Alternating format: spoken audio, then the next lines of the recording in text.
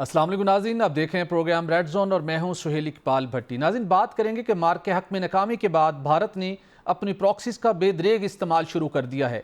फितनल हिंदुस्तान ने बलूचिस्तान में अब मासूम शहरियों को निशाना बनाना शुरू कर दिया है, जिसमें ख़वातीन हों, बच्चे हों, बच्चियाँ हों या बलूचिस्तान के बलोच जवान हों, उनके ऊपर हमलों का सिलसिला शुरू कर दिया, जिसके अंदर ADCR रेवेन्यू की शहादत उसका एक वाज़े सबूत है। और उसके साथ खुशदार में एक स्कूल बस पर हमला किया गया जिसमें मासूम बच्चियाँ शहीद हुई। भारत बाज नहीं आ रहा और जो फितनल हिंदुस्तान है, जो भारत अपनी प्रॉक्सीज के ज़रिए से बलूचिस्तान के अमन अमान को ख़राब कर रहा है, उसके वाज़े सबूत भी अब सामने आ चुके हैं। अगरचे कि हुकूमत पाकिस्तान इन सबूतों को आलमी सतह के ऊपर भी उजागर कर रही है, ताहम बलूचिस्तान के हवाले से ग्रैंड जरगे का इनेकाद हुआ, जहाँ पर वज़ीर-ए-आज़म शहबाज शरीफ और फील्ड मार्शल सैयद आसिम मुनीर ने शिरकत की।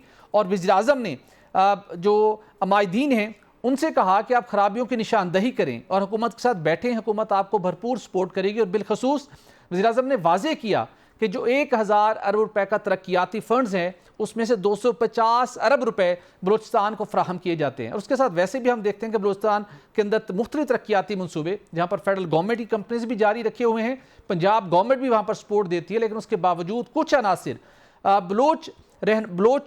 बलोच शहरियों को गुमराह करने की कोशिश करते हैं। यही वजह थी कि इस ग्रैंड जिरगे के ज़रिए से बलूचिस्तान के शहरियों के एतमाद को मज़ीद स्ट्रेंथन करने की कोशिश की गई। इसमें वज़ीर-ए-आज़म शहबाज शरीफ किस हद तक कामयाब रहे और जो भारत की प्रॉक्सीज काम कर रही हैं, आने वाले दिनों में कैसे उनके खिलाफ एक मौसर ऑपरेशन के ज़रिए से उन्हें खामोश करवाया जा सकता है, इसके ऊपर भी बात करेंगे। और उसके साथ आपको बताएंगे कि कुछ लो और कुछ दो का मुतालबा करने वाली पाकिस्तान तहरीक इंसाफ ने अब अपना बयान बदल लिया है और अब ये कहा जा रहा है कि एहतजाजी तहरीक चलेगी, हुकूमत पर दबाव बढ़ाया जाएगा।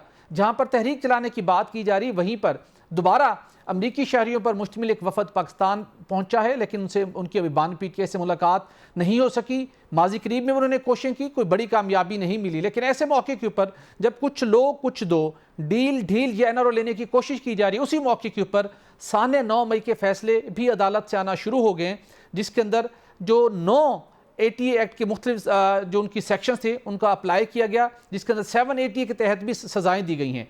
तो सवाल यह है कि जब एक थाने के ऊपर हमले के नतीजे में दहशतगर्दी की क्लास का इतलाक किया गया है, तो फिर जिन लोगों ने दिफाई तनसीबात पर हमला किया, यादगार शोहदा को जलाया, उनके खिलाफ आने वाले दिनों में किस संगीन नौयत के फैसले आने का इम्कान है। तो इन इश्यूज़ पर बात करने के लिए स्टूडियो में मेरे साथ होंगे सीनियर तज्ज़िया मतीन साहब, जबकि जूम पर हमें ज्वाइन कर रहे हैं वज़ीर मुमलिकत बराए मजहबी अमूर खेलदास कोहस्तानी साहब। खेलदास साहब का बहुत शुक्रिया।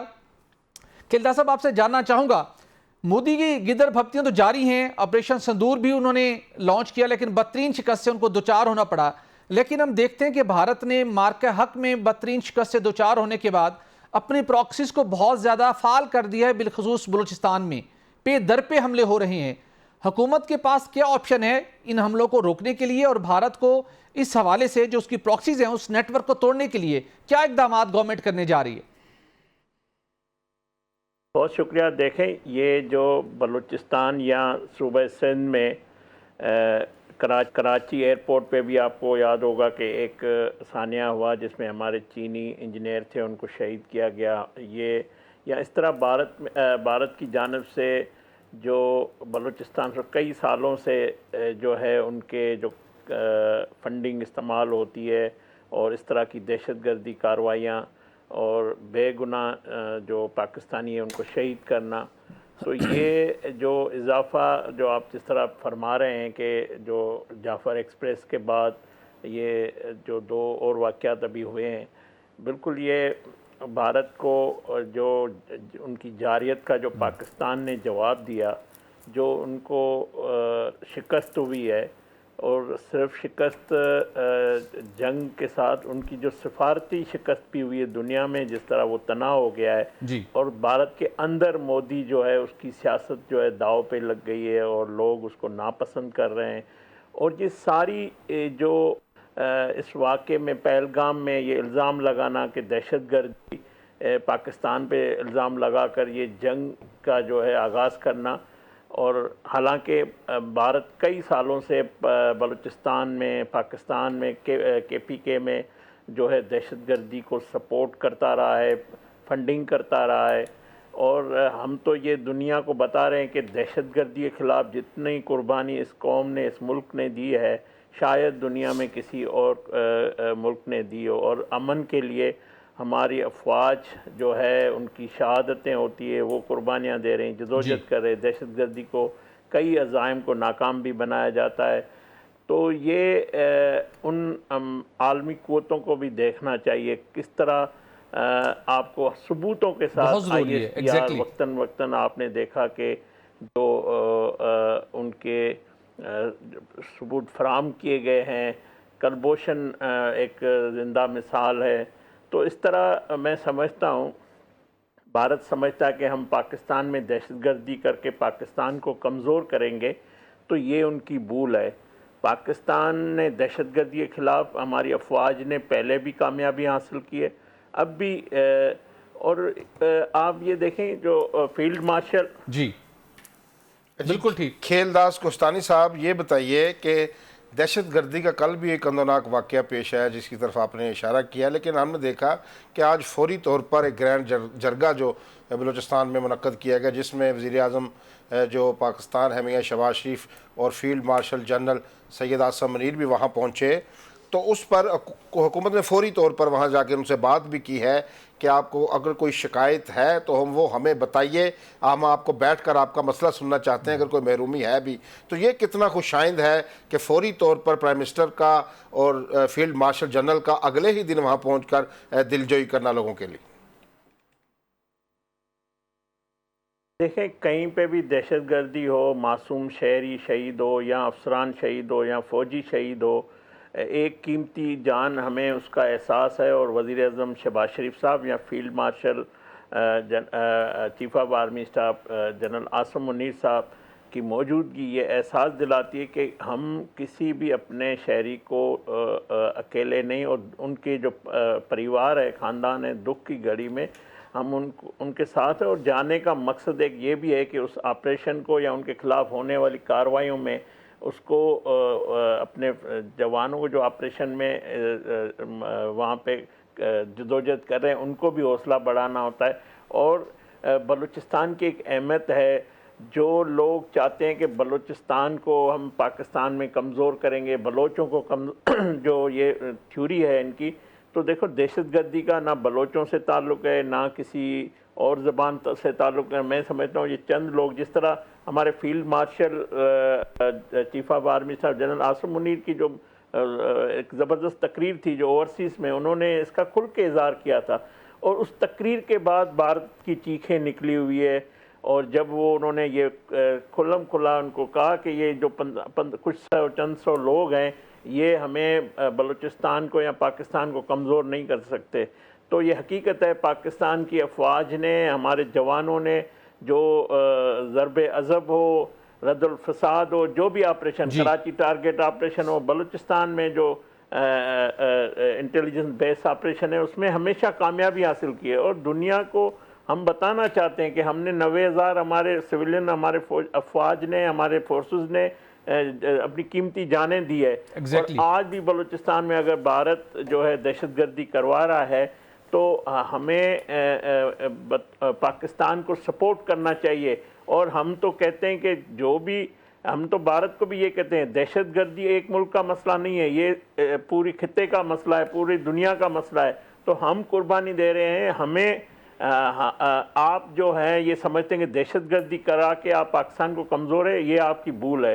پاکستان جو ہے اس کی ہمیشہ امن کی خواہش رہی ہے، امن چاہتا ہے، خطے میں بھی امن چاہتا ہے، مگر بدقسمتی سے مودی کی جو اب سیاست ہے یا ان کی جو جنونی جو خون ریزی میں وہ ہمیشہ خود رہا ہے، گجرات سے لے کر آج تک وہ جو بلوچستان میں دہشت گردی اس کا مائنڈ سیٹ ہے، اب اس کے پاس آپشن نہیں بچا ہے، سیاست تو اس کی بچی نہیں ہے، تو وہ سمجھتا ہے کہ میں اس طرح کی پاکستان کو جنگ میں شامل کروں گا، اور وہ دہشت گردی کرا کے وہ اپنے ملک میں بتانا چاہ رہے تھے کہ یہ جو سندور آپریشن جاری ہے۔ تو مجھے تو اس شخص پہ حیرت ہوتی ہے، جو نام انہوں نے رکھا ہے ایک مذہبی حوالے سے، اس کا تقدس ہے، اس کو اس دہشت گردی کی لعنت سے جوڑنا، خون ریزی سے جوڑنا، جنگ سے جوڑنا، جاریت سے جوڑنا، یہ اس کا ذہنی پشتی جو ہے، اس کا ذہنی میں سمجھتا دماغ جو ہے کام اب بالکل نہیں کر رہا ہے۔ باقی رہی بات ہماری افواج جی پاکستان کی سلامتی، پاکستان کی خود مختاری اور دفاع کے لیے ہمیشہ چوکس ہے، رہے گی، اور انشاءاللہ جی ان بالکل دہشت صحیح، گردوں کو بالکل اپنا ٹھیک، کم بنائیں گے۔ بالکل ٹھیک۔ خیلدار صاحب میں جاننا چاہوں گا، پاکستان نے آپریشن سندور کے جواب میں آپریشن بنیان مرصوص کے ذریعے سے بھارت کو بدترین شکست سے دوچار کیا، لیکن نریندر مودی نے جس آپریشن کو سندور کا نام دیا، کیا یہ نام دے کر مذہبی کارڈ کھیلنے کی کوشش کی گئی؟ جی بالکل، اس کو بھارت میں ہی اس کو ناپسند کیا گیا ہے، اس کو ایک یہ جارحیت کر رہا ہے، آبی جارحیت کرنا ہو یا دہشت گردی یا جنگ بھی تباہی کی نشانی ہوتی ہے۔ یہ سندور تو خوشیوں کی علامت ہے، ایک بندھن کی علامت ہے، ایک نئے رشتے کی علامت ہے۔ تو میں سمجھتا ہوں اس کا جو مائنڈ سیٹ ہے، یہ سمجھتا ہے کہ میں اس خطے میں اس طرح کی دہشت گردی یا جنگوں سے میں جو ہے اپنی سیاست بچا سکوں گا۔ میں سمجھتا ہوں اب وہ ناکام ہو چکا ہے، پاکستان کو وہ کسی بھی صورت میں کمزور نہیں کر سکتا۔ پاکستان کی جو عوام ہے، جو آج آپ نے جس کا ذکر کیا، بلوچ عوام ہے صوبے کی، جو گرینڈ جرگہ ہوا ہے، اس میں تمام وہاں کے سٹیک ہولڈر موجود ہے، اور بلوچ جو ہے وہ دہشت گردی کے خلاف ہے۔ یہ چند سو لوگ جو یہ اپنے بھارت کے جو فنڈنگ سے چلنے والی یہ ساری وار ہے، بھارت سیدھا اس میں انوالو ہے، اور ہم یہ دنیا کو بتائیں گے کہ دیکھیں کس طرح یہ ہمارے ملک میں دہشت گردی کر رہا ہے، اور کس طرح ہماری جو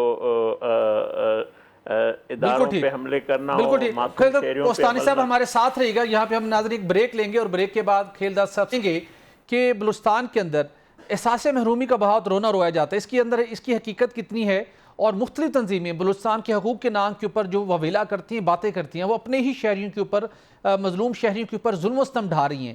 اس سے ان کو حاصل کیا ہوگا، اس کے اوپر بات کریں گے۔ ایک بریک کے بعد ہمارے ساتھ رہیے گا۔ ویلکم بیک ناظرین۔ کوستانی صاحب، اگرچہ کہ گرینڈ جرگے کے ذریعے سے وفاقی حکومت نے، بالخصوص وزیر شہباز شریف صاحب نے، فیلڈ مارشل سید آصف منیر نے بلوچوں کو ایک اعتماد دیا ہے، اور یہ اناؤنسمنٹ کی ہے کہ جو 1000 روپے کا ترقیاتی بجٹ ہے آئندہ مالی سال کا، اس میں سے 250 ارب روپے بلوچستان کی تعمیر و ترقی پر خرچ ہوں گے۔ اس کے علاوہ بھی وفاقی حکومت آن اینڈ آف مختلف ترقیاتی منصوبوں کی اناؤنسمنٹ کرتی ہے، لیکن اس کے باوجود ایک احساس محرومی کا رونا رویا جاتا ہے تاکہ معصوم بلوچوں کو ورگلایا جا سکے، اور مختلف یونیورسٹی کے طلبوں کو دیکھا کہ ہم نے ورگلایا بھی گیا۔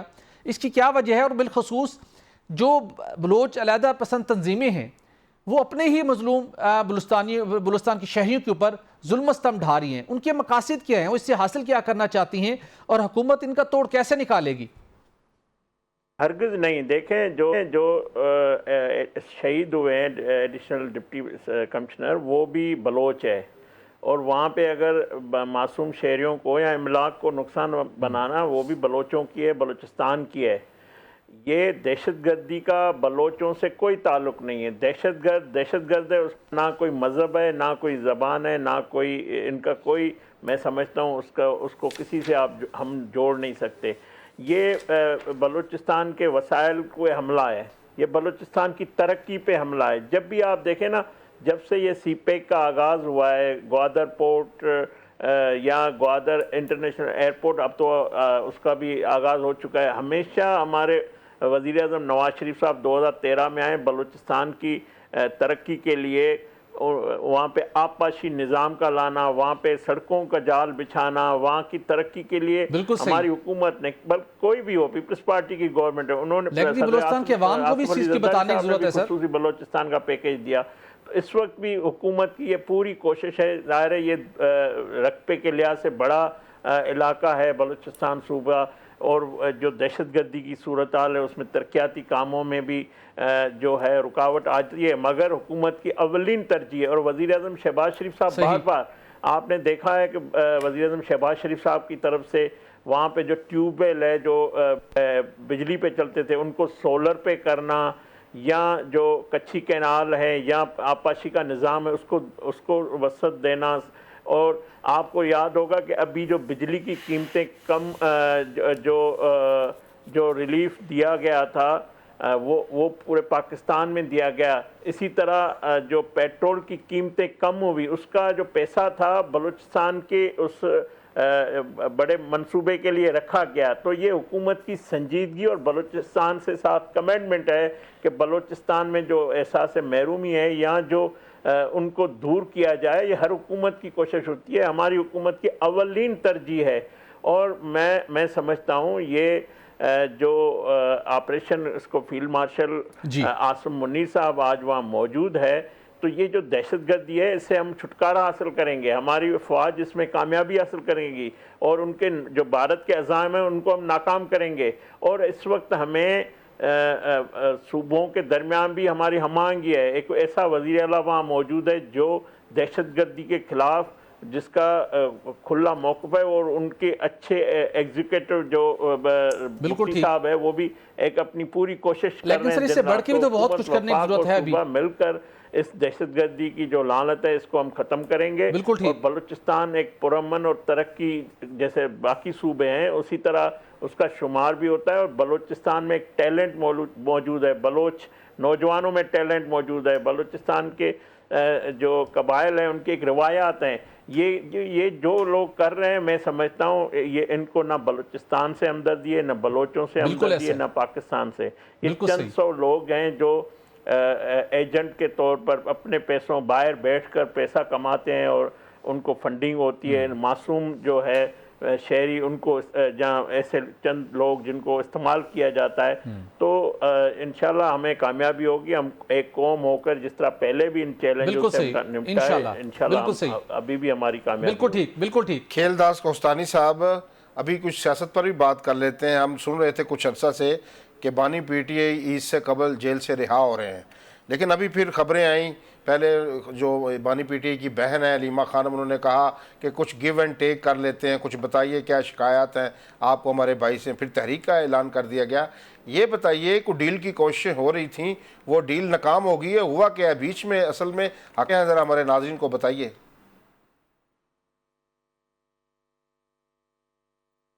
دیکھیں, بانی پی ٹی آئی کی یہ روایت رہی ہے کہ پہلے وہ پیر پکڑتا ہے, پھر وہ جب اس کی بات کوئی نہیں سنتا تو پھر وہ دھمکیاں دیتا ہے, پھر اپنے ٹویٹر اکاؤنٹ کو استعمال کرتا ہے, عوام میں انتشار پھیلانے کی کوشش کرتا ہے, پھر بیانات دیتا ہے کہ میں ڈٹ کے کھڑا ہوں, میں جھکوں گا نہیں, مجھے یہ آفر کی گئی. میں سمجھتا ہوں ڈٹ کے لیٹا ہوا ہے اس وقت کپتان. مگر موجودہ جو اسٹیبلشمنٹ ہے وہ کہتی ہے کہ سیاست سے ہمارا تعلق نہیں ہے, آپ کو جو بھی بات چیت کرنی ہے آپ وزیر اعظم شہباز شریف صاحب سے کریں, سیاسی پلیٹ فارم پہ کریں, پارلیمنٹ کے اندر کریں.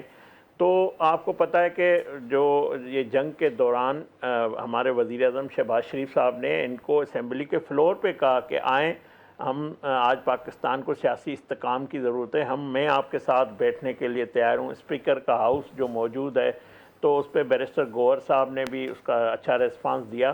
مگر بانی پی ٹی آئی جس طرح آپ نے ذکر کیا, علیمہ خان صاحبہ نے جس طرح کہا کہ اسٹیبلشمنٹ ہم سے کیا مانگتی ہے, جو کہیں ہم کرنے کے لیے تیار ہے. مگر میں سمجھتا ہوں کہ ایک سیاسی ورکر کہ میری ذاتی رائے ہے کہ ان کو چاہیے کہ سیاسی راستہ جو ہے اس کا انتخاب کرے, سیاسی راستے پہ چلے, اور سیاسی راستے کے لیے ہمارے پارٹی کے سربراہ نواز شریف صاحب موجود ہیں, آصف علی زرداری صاحب ایوان صدر میں موجود ہے, اور وزیر اعظم شہباز شریف صاحب جو اپوزیشن لیڈر میں جو ان کے عطاب کا شکار تھا تب بھی ان کو کہا تھا آئیں چارٹر آف اکانومی کریں. اس وقت بھی جب وہ وزیر اعظم بنے تو انہوں نے کہا, پھر ابھی یہ میں نے آپ کو اس تقریر کا بتایا, ہمیشہ شہباز شریف صاحب وزیر اعظم کے حیثیت میں ان کو کہا ہے کہ ہم بات چیت کے لیے تیار ہیں, آئیں بیٹھیں. مگر ان کا مسئلہ یہ کوہستانی صاحب معاملہ یہ ہے کہ بانی پی ٹی آئی کہتے ہیں کہ وہ اسٹیبلشمنٹ سے بات چیت کریں گے, لیکن پیرالل بانی پی ٹی آئی اور ان کے چاہنے والے یہ ان کی جو سوشل ہینڈل کرتے ہیں وہ بھی یک وقت ریاستی اداروں کے سربراہان اور ان کے اہل خانوں کو ٹارگٹ کرتے ہیں. پرائم منسٹر کو آ کے قوم کے سامنے بتانا پڑتا ہے, لیکن اس کے بعد بانی پی ٹی آئی کہتے ہیں کہ ان کی پارٹی کا کوئی فرد, کوئی رہنما کسی کے ساتھ کوئی بات چیت نہیں کرے گا. اگر کسی نے بات چیت کرنی ہے تو وہ اسٹیبلشمنٹ مجھ سے بات کرے.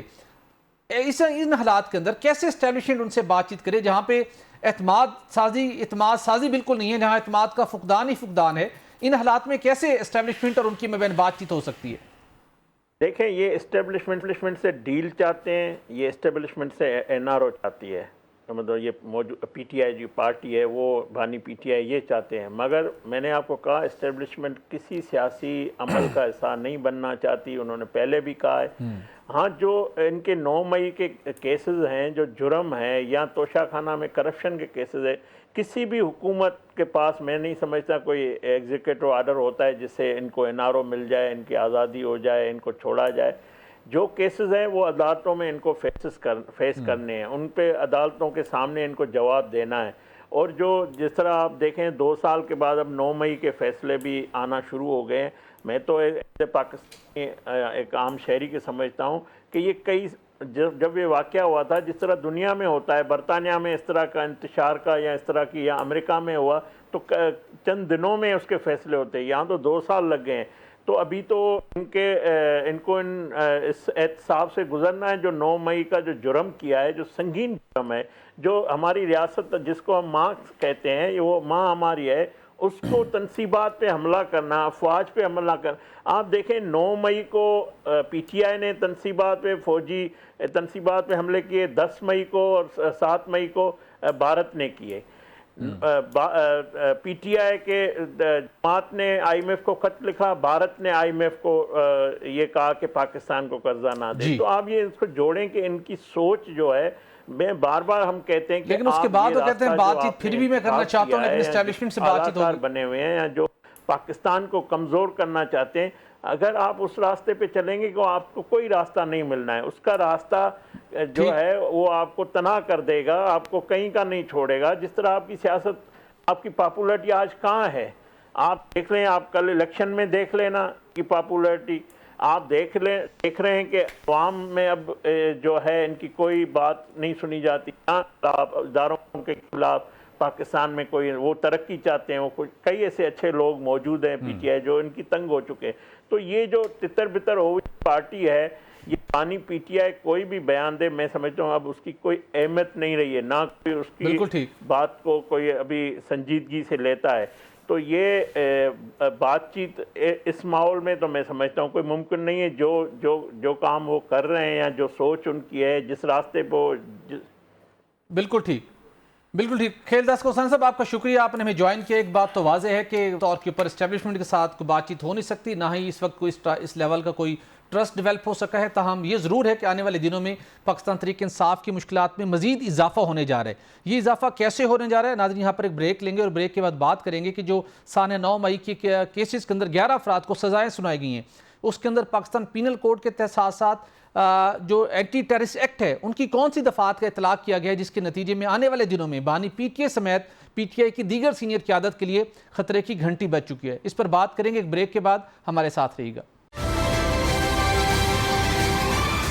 वेलकम बैक नाज़रीन। आजकल बहुत ज़्यादा गुफ्तगू हो रही है बानी पीटीआई इमरान खान की रिहाई से मुतल्लिक और माजी में किए गए उनके इक़दामात से मुतल्लिक। रिसेंटली एक स्टेटमेंट सामने आई वज़ीर-ए-आज़म के मुशीर राना सनाउल्लाह साहब की। उन्होंने बानी पीटीआई के ट्रैक रिकॉर्ड से मुतल्लिक क्या कहा है और उनकी ये ऑब्जर्वेशन मौजूदा जो मरूजी हालात हैं उनके अंदर जो उनके केसेस और मामला चल रहे हैं उसके साथ उनका क्या लिंक है। ज़रा ये उनका बयान सुनते हैं और फिर ख्वाजा साहब से बात करेंगे। खास साहब, आपने राना सनाउल्लाह साहब की गुफ्तगू की, नपी तुलू गुफ्तगू करते हैं, लेकिन उनकी बात का बसाव का दूरस नताइज भी होते हैं और कुछ हकीकत के साथ उसका ताल्लुक़ भी होता है। वो ये बावर कराने की कोशिश कर रहे हैं कि बानी पीटीआई ने जिसकी सख्त मुखालफत की है, जिसको ग्रिल करने की कोशिश की है, जिसको बिला वजह इंतकाम का निशाना बनाने की कोशिश की, फिर आगे से जब वहाँ से उसको रिस्पॉन्स है फिर उसको भी किसी ने स्पेयर नहीं किया। काजी फाइज साहब की एक एग्जांपल दी, अब वो रिटायर होकर जा चुके हैं, आप जितना मर्जी उनके फैसलों से इख्तलाफ करें, अल्टीमेटली वो सिंगल रुकनी बेंच के फैसले तो नहीं होते थे। लेकिन अब जो मामला है, जो अब मैटर करता है, इमरान खान साहब की मुखालफत, मुस्लिम लीग नून के कायद हों, मौजूदा प्राइम मिनिस्टर हों, नून लीग की कबीना के अरकान हों, पीपल्स पार्टी की सीनियर क़यादत हो, जरदारी साहब हों, उनकी बहन फरियाल तारपुर साहिबा हो, उसके साथ साथ हमारे रियासती इदारों के सरबराहान हो, उनकी मुखालफत को तो एक तवील एक चैप्टर इस तरफ भी है। तो फिर अगर इस कॉन्टेक्स्ट में देखा जाए और फिर जो उनकी कुछ रिलीफ की डील की, कुछ लो दे की बातें हो रही हैं, फिर तो मामला लगता है कि लिंगर ऑन होने और फौरी तौर के ऊपर एटलीस्ट 5 जून को कोई बड़ी पेशरफ होती हुई दिखाई नहीं देती। क्या देखते हैं आप? अच्छा, राना साहब ने एक बात की है बड़ी ज़बरदस्त बात की उन्होंने। आपको पता है राणा बड़े मंजे हुए सियासतदान है राणा साहब, और जो उन्होंने मिसाल दी है, मैं इसे ऐसे मिसाल देता हूँ जैसे क्रिकेट का एक गेम है ना जी, जब आप पहले बैटिंग करते हैं, बारी लेते हैं, तो फिर आप बॉलिंग करते हैं। पहले जो भी शख्स, ये इसको मैं दुनिया के ज़िंदगी पे इसको मैं मंतबक करता हूँ, बिल्कुल ठीक है। जब भी आपने बारी लेनी है फिर आपने बारी देनी है। ठीक है। खान साहब ने जितनी भी बारियां ली हैं जिनका उन्होंने जिक्र किया है, अब खान साहब की बारी देने की उनकी बारी है, अब वो बारी दे रहे हैं। खान साहब कब तक बारी देते रहेंगे? अच्छा, अवाम तो ये सवाल पूछती है। जैसे जैसे उन्होंने बारी ली है, अब देखिए अच्छा जितनी देर सबसे ज़्यादा जेल काटी है जी, जो मौजूदा वज़ीर आज़म है शहबाज शरीफ साहब बानी पीटीआई के दौर में, जी। इनके साहबजादे हमजा शहबाज ने, ख्वाजा आसफ ने, कौन शख्स है, ख्वाजा साद रफीक ने, तमाम नून लीग के जो अभी प्रेसिडेंट हैं साबिक वज़ीर आज़म मियां नवाज शरीफ साहब, मरियम बीबी, तो जब आपके हाथ में नाने इक़्तिदार थी, जब कोड़ा था आपके हाथ में, तो आपने किसी शख्स को माफ़ नहीं किया। तो अब आपकी बारी है, आपने देनी है। चीखो पुकार करके बारी दें या सब्र तो हम्बल से दे, बर्दाश्त करके दे, बारी तो आपने देनी पूरी है, बारी देनी है, पूरी बारी देनी है, ये भूल जाए। कोई गुंजाइश, कोई 50 ओवर का खेल है ना, लेन देन, कुछ लो दो, कुछ नहीं। हाँ, अब 50 ओवर का खेल है, दोनों टीमों ने 50 खेलने, इन्होंने भी अपनी 50 ओवर की बारी देनी है। ठीक। अब आते हैं कुछ लो और दो, जो बातें हुई थी रिहाई से मुतल्लक, वो जो कुछ तजियाकारों ने और कुछ पीटीआई के सोशल मीडिया हैंडलर्स जो हैं, उन्होंने ये बयानियाँ बनाने की कोशिश की थी कि ईद से कबल रिहा आ रहे हैं। आपको याद होगा दौरान जंग भी एक तासर दिया गया कि ऐसे एक माहौल बनाया गया कि खान साहब ने बतौर वज़ीर आज़म ब्रीफिंग ली है इदारों से, तो वो जो तासर को कायम रखते हुए ये बात की गई, ये तज्जिया किया गया कि वो ईद से कबल जेल से रिहा हो रहे हैं। लेकिन अब जबकि हम उनके खुद ट्वीट देख रहे हैं खान साहब के, और उनके बहन जो अलीमा खानम है उनकी जो गुफ्तगू हम सुन रहे हैं, इससे जो डील की अदालतों से तो फौरी रिहाई मुमकिन नहीं है। राणा साहब ने तो सिस्टम की बात की है ना कि सिस्टम में कैसे रिहाई हो सकती है, अभी उनके खिलाफ केसेस हैं जो 2-3 साल चलेंगे। ये बातें जो रिहाई से मुतल्लिक की गई थी, ये किसी अदालत के फैसले से मशरूत नहीं की गई थी। ये बात की गई थी एनआरओ, जिसे कहने से बड़ी तकलीफ होती है पीटीआई के लोगों थोड़ी सी ढील कह लें, खासा चले ना, और ना भी कहें, चलो थोड़ा सा बहुत जरा हार्ड वर्ड है। हाँ, नहीं वही इसी को ये ढील थोड़ी सी, चलो डील मान लें आप, डील भी ढील, फिर लेकिन डील वो खफा होते हैं, वो कहते हैं एनआरओ के ज़ुमरे में। चलो जो डील का इन्होंने हेर डाल देते हैं आंखों वाली बीच में, ठीक है, जो इन्होंने एक तासर बनाया था वो भी धड़म से नीचे जा गिरा है, क्योंकि अभी अमेरिका से एक वफद भी आया है डॉक्टर्स का, ताजरों का, जो पिछले 6 माह कबल भी आया था, मिलकर गया था। तो जो अभी खबरें छपी हैं आज के अखबारात में, उसमें तो वो 4-5 रोज़ जहाँ किसी शख्स ने उनका फ़ोन भी नहीं सुना और वो मायूस होकर लाहौर चला गया है। यानी कि पिछली बार उनकी मुलाकात कराई गई थी, उन्होंने कहा था हम इसको जो ब्रिज है इसको कवर करते हैं, लेकिन जब उनके नतीजा नहीं निकला, खान साहब ने किसी की बात तो सुनते नहीं। आपको पता है अली मीन गंडापुर उनके पास जाके बताते रहे कि अभी ऐसा माहौल नहीं है, लेकिन वो मेरे ख्याल में जो जेल जाने से कबल उनका एक जहन बना हुआ है ना, अभी उसी जहन में है। अभी भी उन्होंने जैसे कहा, मैं सिर्फ इस्लामाबाद में उन्होंने बनाया नुक्ता नज़र कि इस्लामाबाद में मार पड़ गई थी, यहाँ घुसने नहीं देंगे, तो पूरे मुल्क में काल देते हैं। ठीक है, जो भी काल, जो कुछ भी होगा, मैं कहता हूँ आपने जब तक रिव्यू नहीं किया, अपनी गलतियों से नहीं सीखा, दुनिया में कुरान में आपको बताता हूँ कि खुदा कहता है जितनी मुसीबतें आप पर नाज़िल होती हैं, आपके अमाल और आपकी ज़बान से कही हुई बातें हैं, जब तक खान साहब चुप नहीं रहेंगे, अपनी ज़बान बंद नहीं करेंगे। अभी मुझे बताए, पूरी कौम जो भारत को इबरतनाक शिकस्त दी है, मुसल्लह फ़ौज पाकिस्तान ने, पूरी कौम ने यकजन होकर उसके जो जंग जीतने के बाद कहा जा रहा है कि 71 का हमने बदला ले लिया है, तो फील्ड मार्शल जनरल का खिताब मिला है, तो खान साहब का रद्द-ए-अमल क्या है?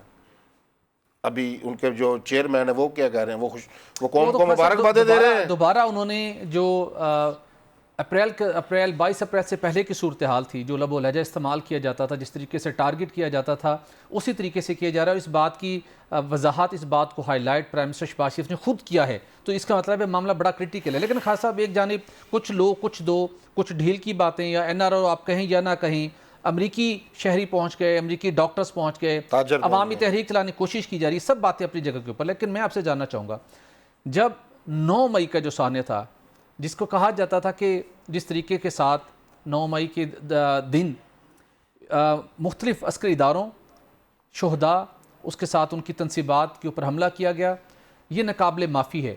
اگرچہ کہ ایک ڈیبیٹ چلتی رہی سپریم کورٹ آف پاکستان تک، الٹیمیٹلی پھر وہاں سے بھی فیصلہ آ گیا، لیکن اینٹی ٹیررسٹ ایکٹ کے تحت بھی مقدمات کا اندراج ہوا، کیس میرٹ کے اوپر آگے چلے. جس طرح پی ٹی آئی سمیت بہت سے لوگ کہتے تھے کہ فوجی عدالتوں میں ٹرائل نہیں ہونا چاہیے، لیکن پیرالل کچھ لوگوں کا ٹرائل جاری تھا، جس کے نتیجے میں مجموعی طور کے اوپر جو 11 پی ٹی آئی کے اس 9 مئی کے واقعے کے اندر تھانہ رمنہ میں حملے میں ملوث تھے، جس میں ان کا سابق ایم این اے عبداللطیف اور سابق ایم پی اے وزیر زادہ کلاشی سمیت 11 ملزمان ہیں. 27 سال یہ موجودہ ایم این اے موجودہ ہیں، ایم پی اے سابق ہے وزیر زادہ کلاشی صاحب، ان کو 27 سال تک کی سزا ہوئی ہے. اچھا یہ کتنا کریٹیکل ہے، اور اس کو مجھے تھوڑا اسٹڈی کرنے کا موقع ملا. جس اینٹی ٹیررسٹ ایکٹ کی ڈیفرنٹ سیکشنز کے تحت جو پی پی سی کی کلازز تھیں، جس کے اندر 9 دفعات ان کے اوپر لاگو تھے، جس کے اندر سیکشن 324 ہے جس کے اندر 5 سال کی سزا ہے، 50,000 جرمانہ ہے، 436 اپلائی کیا گیا، 440 اپلائی کیا گیا، 353 اپلائی کیا گیا، 186 اپلائی کیا گیا، 188 148 149 اور 788 جو ٹیررزم کی کلاز ہے اپلائی کی گئی، جس کے تحت ان سب 11 افراد کو سزا سنائی گئی ہے. کچھ کو تو اب گرفتار کر کے کیا جائے گا، جو موقع سے پکڑے گئے 4 لوگ انہیں گرفتار کر کے اڈیالہ جیل بھیج دیا، اور ان کی کچھ تصاویر بھی ہمارے سامنے آئی ہیں جن کو گرفتار ہوئے ہیں، اور جو باقی ہیں ان کو گرفتار کیا جائے گا. لیکن اس میں فیصلہ لکھنے والے جج نے بڑا اچھی بات کی کہ اگر اسلام آباد کا بھی تھانہ محفوظ نہیں ہے تو پھر آپ پاکستان کے دیگر تھانوں کو کیسے آپ دیکھ سکتے ہیں، کیسے وہ محفوظ ہوں گے.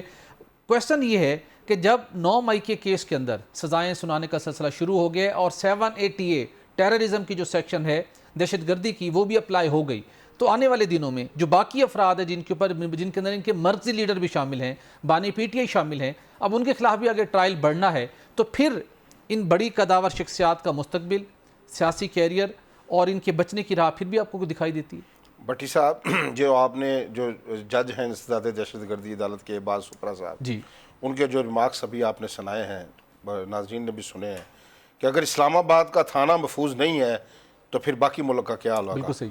اب کس ملک کی فوجی تنصیبات محفوظ نہیں ہیں تو پھر اس کا کیا ہوگا.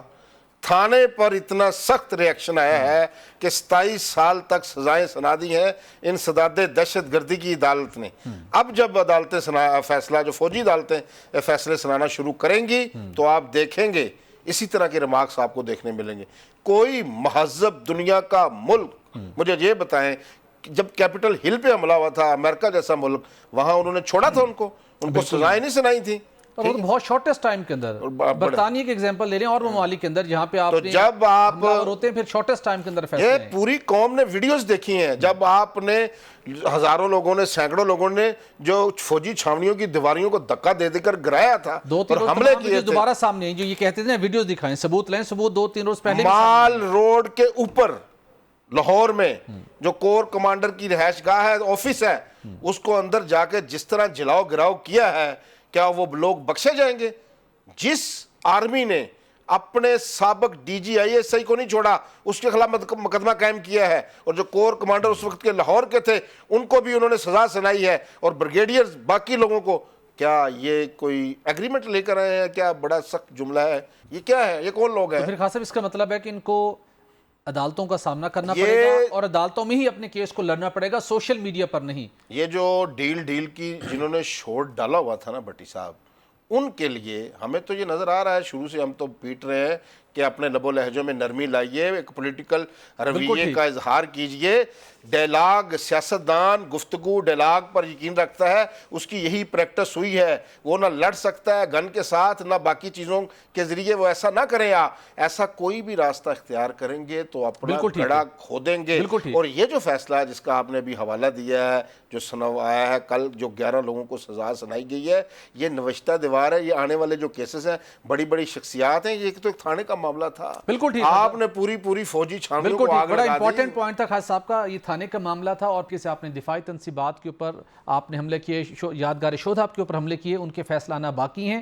لہٰذا عدالتوں میں ان کیسز کا سامنا کیجئے. سوشل میڈیا کے اوپر ریاستی اداروں اور ان کے سربراہان اور ان کی فیملی کو ملائن کرنے سے نہ آپ کو انصاف ملنا ہے، ہاں آپ کی مشکلات میں اضافہ ضرور ہونا ہے. ناظرین آج کے لیے اتنا ہی، ہمیں دیجیے اجازت. اللہ حافظ.